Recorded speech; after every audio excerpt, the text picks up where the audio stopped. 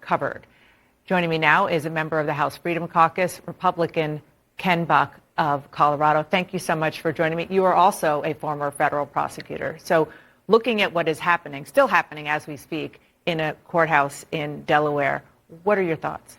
Well, my thought is the judge does the right thing. In this case, the judge has to inquire about the factual basis for the plea agreement and make sure that all parties know what's included in the plea agreement. And the result was they called a timeout. The prosecution and defense attorneys met, clarified, and responded to the judge. So I think the judge really was on top of this high-profile case. Everything's got to go right in a case like this. What does it tell you that the DOJ prosecutors who were in there wanted to make clear under questioning from the judge that this deal is just about the tax charges and the deferred gun charge? Right. Obviously, there are other investigations that are ongoing. Other charges may be brought, may not be brought, but it's important for the defendant to know on the record that there's a possibility of other charges. As a member of the House Republican majority, will it be harder for you all to get answers that a lot of your chairmen are looking for from the DOJ if they are still investigating some of the other questions about Hunter Biden's business deals and things that there are allegations out there of, but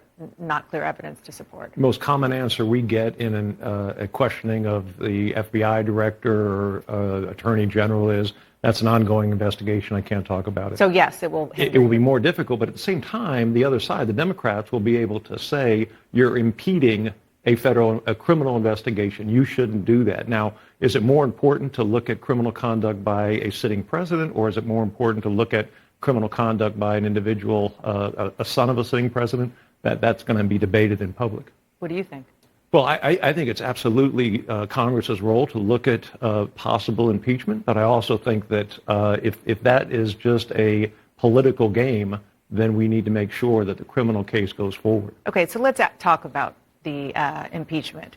Do you think it could be a political game? And why do you believe that Speaker McCarthy in the last 24, 36 hours has begun to lean more into the notion of opening an impeachment inquiry? This is impeachment theater. We right now are starting the appropriations process, and there is not consensus on the Republican side about what the numbers should be. Kevin McCarthy promised when he was running for Speaker one set of numbers, and then he made an agreement with President Biden for the debt ceiling increase on another set of numbers. So right now, he has got to convince the public that he's credible and that Republicans have a duty to follow him. The party itself is not in agreement, and we're going to have some real trouble passing appropriations bills. I just want to make sure I understand what you're saying. It sounds like you're saying that the Speaker is talking about impeachment to try to distract conservatives like you from spending bills that you don't like. Well, not just me, but the public. What he's doing is he's saying there's a shiny object over here, and we're really going to focus on that. We just need to get all these things done so that we can focus on the shiny object.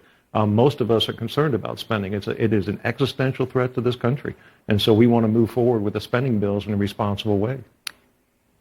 Do you believe there is any reason why the House Republican majority should open an inquiry right now other than politics? I don't think it's responsible for us to talk about impeachment. When you start raising the I word, it sends a message to the public and it sets expectations. I do think that what's going on in the Oversight Committee and the Judiciary Committee is absolutely fair and is part of our responsibility. You mentioned spending. The idea that there are these spending bills, a lot of spending bills that are moving through the House that have a lot of the so-called culture war ideas sprinkled in them, whether it has to do with trans, whether it has to do with education. Is that appropriate? Yeah, it's appropriate because it is in response to what President Biden has done. President Biden has, for the first time, said that federal funds will be used for abortion. So in those bills, we're prohibiting federal funds used for abortion. So it isn't just one side that's involved in this culture war. It's really on both sides.